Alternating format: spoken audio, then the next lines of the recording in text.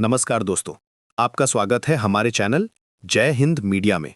मैं आज आपके साथ एक बेहद महत्वपूर्ण विषय पर बात करने जा रहा हूं, जो हम सभी के जीवन को गहराई से प्रभावित करता है। ये सिर्फ एक डिस्कशन नहीं है, बल्कि हमारी पहचान, हमारे वैल्यूज और हमारे फ्यूचर की बात। इतिहास गवाह है कि जब कोई देश धीरे धीरे अपने पैरों पर खड़ा होने लगता है, तो उसके दुश्मनों की कोई कमी नहीं रहती। एक कमजोर राष्ट्र के कई मित्र होते हैं, लेकिन एक मजबूत देश के कई शत्रु होते हैं। आज भारत इसी दौर से गुजर रहा है। जैसे जैसे हमारा देश अपनी शक्ति दिखा रहा है, वैसे वैसे हमारे असली विरोधी सामने आ रहे हैं। पिछले कुछ सालों में भारत ने जो तरक्की की है, वो किसी से छुपी नहीं है। आज हम विश्व की चौथी सबसे बड़ी अर्थव्यवस्था बन गए हैं, जापान को पीछे छोड़कर। हमारा जीडीपी 4.19 ट्रिलियन डॉलर तक पहुंच गया है। रक्षा क्षेत्र में हमने 1,27,434 करोड़ रुपए का उत्पादन किया है, जो 2014-15 में सिर्फ 46,429 करोड़ था। आज हमारे पास अपने इंडिजिनस हथियार हैं।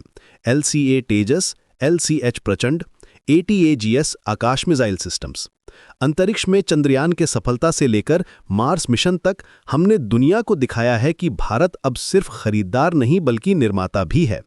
लेकिन जैसे ही हमारी ये सफलता दिखी, कई दोस्तों का पर्दाफाश होने लगा। जो देश पहले हमसे मित्रता का दिखावा करते थे, वे अब हमारी प्रगति से परेशान हैं। क्योंकि जो मोल लेता है उसका कोई शत्रु नहीं, लेकिन जो आविष्कार करके बेचता है उसके कई शत्रु होते हैं। आज भारत इनोवेशन का केंद्र बन रहा है, और यही बात कुछ लोगों को पसंद नहीं आ रही। लेकिन सबसे बड़ी चुनौती ये है कि आज भारत का सबसे बड़ा खतरा उसकी सीमाओं पर नहीं बल्कि उसके भीतर है। हमारे देश के अंदर ही कुछ ऐसे तत्व हैं जो सिविल सोसाइटी, एक्टिविस्ट्स और इंटेलेक्चुअल्स के नाम पर काम करते हैं, लेकिन असल में ये फॉरेन फंडेड हैं। इनका मकसद है भारत की जड़ों को हिलाना, हमारे आत्मविश्वास को कम करना, हमारी परंपराओं पर सवाल उठाना।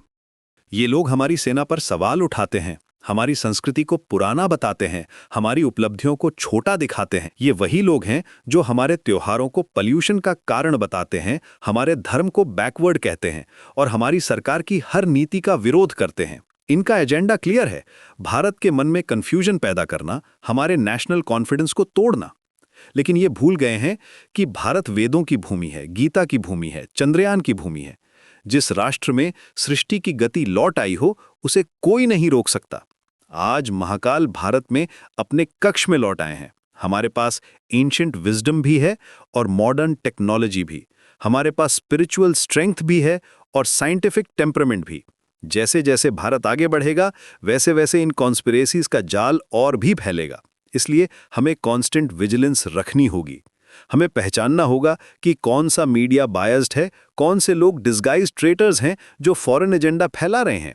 हमें समझना होगा कि ये देश मात्र एक जमीन का टुकड़ा नहीं है, ये ब्रह्मांडीय यात्रा का हब है। अब समय जागृति, जागरूकता एवं एकजुटता का है। हमें अपनी सफलता को प्रोटेक्ट करना है, अपनी हेरिटेज को बचाना है, क्योंकि भारत का राइज अब अनस्टॉपेबल है और हमारी कलेक्टिव एक्शन ही इसे और भी मजबूत बनाएगी। हमारा कॉस्मिक जर्नी जारी है और कोई भी डिवाइसिव फोर्स इसे रोक नहीं सकती। ये था आज का डिस्कशन। उम्मीद करता हूं कि आपको ये यूजफुल लगा होगा। अपने थॉट्स कमेंट्स में शेयर कीजिए और हमारे चैनल को सब्सक्राइब करना ना भूलें। जय हिंद।